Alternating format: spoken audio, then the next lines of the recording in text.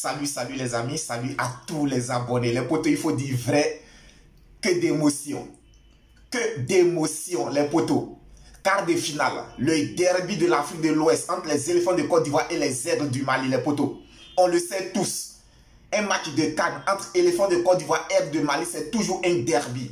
Et je pense qu'aujourd'hui, ce match était attendu. Les potos, que d'émotion. Que d'émotion. Je ne sais même pas par quoi commencer, les potos, tellement ma joie est grande. Tellement ma joie est grande. Mais je vais rester professionnel. Je vais essayer de rester professionnel, les potos, pour vous faire une vidéo de qualité, un débriefing de qualité, les potos. Les éléphants de Côte d'Ivoire ont pris le dessus sur les aigles de Mali. Dans un match vraiment palpitant. Dans un match à suspense. À 10 contre 11. Depuis plus d'une heure, les éléphants de Côte d'Ivoire ont joué à 10 contre 11. Depuis plus d'une heure, ils sont parvenus à s'imposer face aux aigles du Mali, les potos. C'est vraiment un match à rebondissement. C'est un match à couper le souffle, les potos. C'est un match qui restera dans les annales du football africain. C'est un match qui restera gravé à jamais dans les mémoires des supporters des éléphants et des supporters des aigles du Mali, les potos. Ah oui, je tiens à dire bravo aux éléphants de Côte d'Ivoire. Vraiment, félicitations. Félicitations parce que cette victoire, vous êtes allé la chercher. Cette victoire, vous l'avez méritée.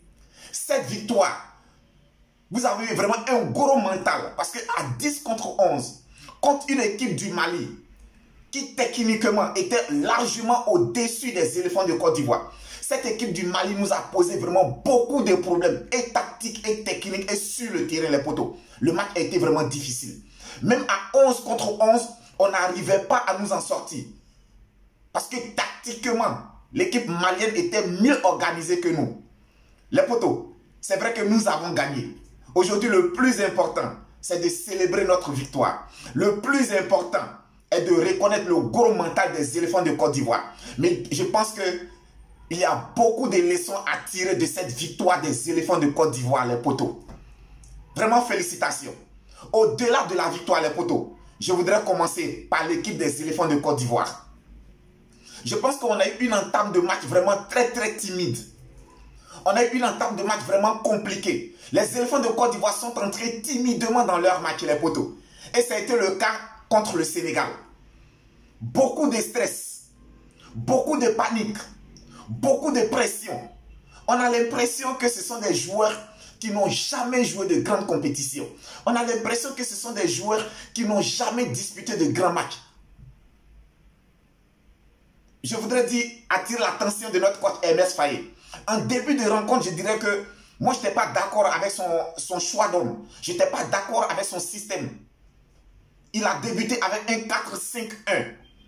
Alors, quand tu débutes avec un 4-5-1, en pointe de l'attaque, mets un joueur qui est capable de garder le ballon lorsqu'il reçoit le ballon. Un joueur qui est capable de se battre, de garder le ballon, conserver le ballon pour permettre au bloc équipe qui était si bas de remonter. Comme ça, ça permet à l'équipe de souffler un tout petit peu. Alors, quand tu ne peux pas évoluer en 4-5-1 en début de rencontre et mettre Christian Kwame devant. Je pense que Christian Kwame devant a été vraiment un poids, un handicap pour l'équipe de Côte d'Ivoire. Parce qu'une fois que les ballons sortaient, automatiquement les ballons revenaient. Mais ça devenait difficile pour la défense ivoirienne. C'était vraiment difficile. Donc, en début de rencontre, moi, je n'étais vraiment pas d'accord avec le choix de Faye Hermès de faire commencer Christian Kwame. On a vu Sébastien Haller. Quand il est entré, il a joué comme un guerrier. Alors, si Sébastien Haller est capable de jouer comme ça, pourquoi n'avoir pas fait commencer Sébastien Haller? Je pense que Sébastien Haller, si tu dois jouer en 4-5-1, alors devant, tu dois mettre un joueur capable de garder le ballon. De garder le ballon pour permettre au bloc équipe de remonter. Ça n'a pas été le cas. Donc d'abord, à ce niveau, je n'étais pas trop d'accord avec l'entraîneur. Et ça s'est ressenti dans le jeu, les potos. Ça s'est ressenti. La Côte d'Ivoire était incapable, les potos, de faire une construction, une sortie des balles en première mi-temps. On a été dominé dans tous les secteurs de jeu. Au milieu de terrain, notre milieu de terrain a été bouffé en première mi-temps par le milieu de terrain malien. Et en première mi-temps, on a souffert. On a vraiment souffert en première mi-temps. Cotonou qui a été vraiment auteur d'un excellent match face au Sénégal, mais je dirais qu'aujourd'hui, Cotonou est carrément passé à côté de son match. Il est carrément passé à côté de son match. Et comme je le dis, c'est pas directement la faute aux défenseurs, les potos. Ce n'est pas directement la faute aux défenseurs. Parce que si le milieu de terrain et l'attaque n'arrivent pas à garder le ballon, mais les ballons reviennent de façon incessante sur la défense. Et je pense que quand les ballons reviennent de façon incessante, mais les potos, c'est normal que les fautes se multiplient. Donc Cotonou est carrément passé à côté de son match. Serge Aurier, je ne voudrais même pas en parler, c'est le plouc, c'est le capitaine plouc des éléphants de Côte d'Ivoire. Serge Aurier, je pense qu'aujourd'hui, Faye MS ne doit même plus faire commencer Serge Aurier. Il ne doit même plus faire commencer Serge Aurier, les potos. Donc avec vraiment cette grosse domination de l'équipe malienne qui obtient un penalty à la 15e minute, ah les potos, c'est l'occasion pour moi de tirer mon chapeau à Yaya Fofana. C'est vraiment l'occasion de tirer le chapeau à Yaya Fofana. Parce que ce penalty malien, si Yaya Fofana n'arrête pas ce penalty à la 15e minute, ben les choses deviendront très très compliquées pour les éléphants de Côte d'Ivoire. Et Yaya Fofana sort ce penalty à la 15e minute. Les potos, à partir de ce moment, j'ai commencé à dire que ce match, les éléphants de Côte d'Ivoire le remporteront, quelles que soient les circonstances, quelles que soient les conditions. Je me suis dit, les éléphants de Côte d'Ivoire gagneront ce match-là. Alors, après avoir sauvé le penalty, le Mali reprend encore son ascendant sur l'équipe ivoirienne. Jusqu'à ce que Cotonou commette encore une faute irréparable plutôt, sur une pète de balle de Seri Jean-Michel au milieu des terrains. Seri Jean-Michel également qui avait été accrédité d'un excellent match face au Sénégal. Aujourd'hui, Seri Jean-Michel est passé carrément à côté de son match. Carrément passé à côté de son match. Sur une pète de balle stupide en milieu des terrains, ça a permis aux Maliens de récupérer le ballon. Et dans la contre-attaque, Cotonou était obligé de faire la faute. Il était obligé, alors qu'il avait déjà un carton jaune. Je dirais qu'il s'est sacrifié pour l'équipe. Et sur cette action, Cotonou prend un second carton rouge. Un second carton jaune, synonyme de carton rouge, synonyme d'expulsion. Donc la Côte d'Ivoire, à partir de cet instant, la Côte d'Ivoire évolue à 10 contre 11. Voici où je vais apprécier Faye MS. Au retour des vestiaires, ben Faye MS fait parler son coaching.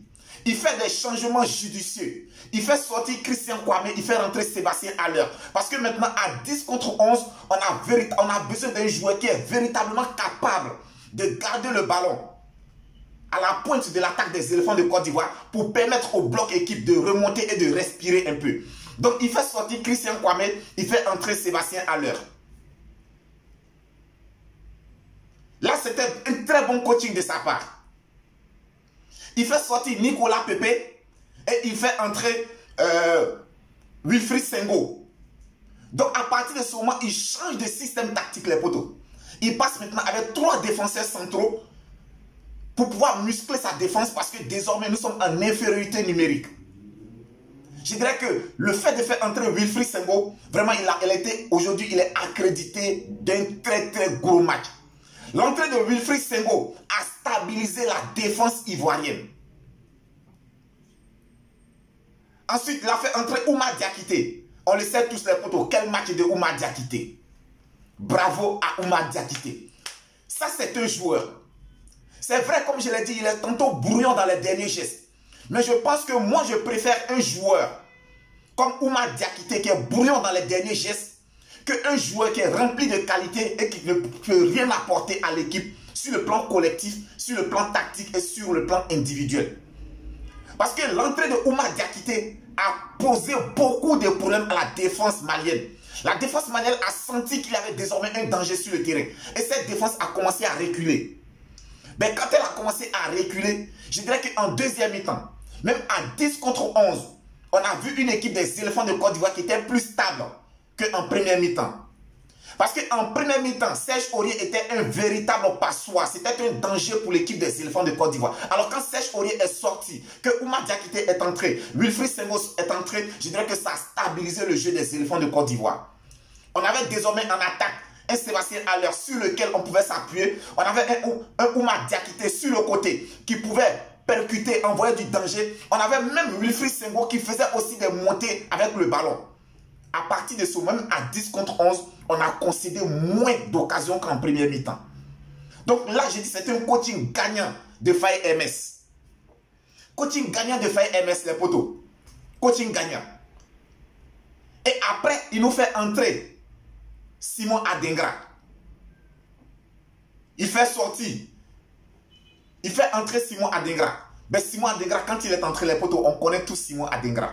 Sur sa première touche de balle, dans une chevauchée, un slalom, qu'il a le secret, il réussit à prendre toute la défense. Il réussit à prendre à défaut toute la défense de l'équipe malienne. Il fait une passe en retrait. Et il a continué son action, il a poursuivi son action. Et à la fin, à la 88e minute, Simon Adingra délivre tout un stade. Simon Adingra délivre tout un peuple. Simon Adingra délivre toute une équipe à la 88e minute. Le peuple malien, les joueurs maliens n'en reviennent pas. Ils se demandent comment est-ce qu'ils ont pu encaisser ce but. Eux qui avaient le jeu entre les mains, eux qui avaient l'avantage. Ils avaient l'avantage sur le plan numérique. Ils avaient l'avantage au score. Ils avaient l'avantage dans la possession de balles. Le peuple malien n'arrive pas à croire. Les joueurs maliens sont déboussolés. Ils sont désespérés. Ils se demandent, mais où est-ce que ces éléphants de Côte d'Ivoire vont chercher ces ressources mentales-là? À la 88e minute, Simon Adingra permet aux éléphants de Côte d'Ivoire de revenir à un partout. Et il offre les prolongations aux éléphants de Côte d'Ivoire. À la première mi-temps des prolongations, les poteaux, Sébastien Haller, sur un coup de tête rageux, il trouve la barre transversale. C'était un avertissement pour les Maliens. Mais je pense qu'ils n'ont pas pris garde de cet avertissement-là. Ah, les poteaux, ces éléphants de Côte d'Ivoire, ils nous font passer par toutes les émotions. Ils nous font passer par toutes les émotions, les poteaux. Lorsque les éléphants de Côte d'Ivoire jouent, cardiaque, abstenez-vous. Abstenez-vous, les poteaux. Les éléphants de Côte d'Ivoire, à 10 contre 11 dans les prolongations, parviennent à inscrire le deuxième but. Diakité Oumar, sur une magière, une talonnade, parvient à battre le portier malien, offrir la victoire aux éléphants de Côte d'Ivoire, les poteaux. Les poteaux, j'essaie de rester professionnel pour ce débriefing, mais je suis vraiment comblé d'émotions. Donc, comme je l'ai dit, les poteaux, Faye MS, en début de match, il a fait un mauvais coaching. Mais après, il s'est ressaisi, il s'est rattrapé par ses changements de joueurs, par son changement de système tactique. Il a réparé son erreur. Et les joueurs sont allés puiser au plus profond d'eux-mêmes. Franck Kessié, aujourd'hui, il était vraiment auteur d'un gros match. En début de match, il était un peu timide. Mais après, il est revenu dans son match. Seko Fofana. Ah, les poteaux, vraiment. Franchement, Yaya Fofana, Seko Fofana, Franck Kessié, vraiment bravo à ces joueurs-là. Vraiment bravo à ces joueurs. Bravo aux éléphants de Côte d'Ivoire. Bravo. Les éléphants de Côte d'Ivoire sont qualifiés pour les demi-finales de leur CAN. En demi-finale, ils seront opposés aux léopards du Congo. Ça, c'est un gros match, les poteaux. Mais pour l'instant, nous allons célébrer cette victoire. Nous allons rentrer, nous allons nous reposer et nous concentrer après sur le prochain match. Mais je tenais à dire bravo aux éléphants de Côte d'Ivoire. Franchement, félicitations à vous. Félicitations aux éléphants, les poteaux. Vraiment, félicitations. Ça, c'est une victoire historique. Les poteaux, on reste tous Viking Débrief connaisseurs qu'on est. On continue de s'abonner. On continue de liker les poteaux. Vraiment, pétez-moi, brisez-moi, pétez-moi les poteaux. Le compteur, on like, on commente, on s'abonne les poteaux.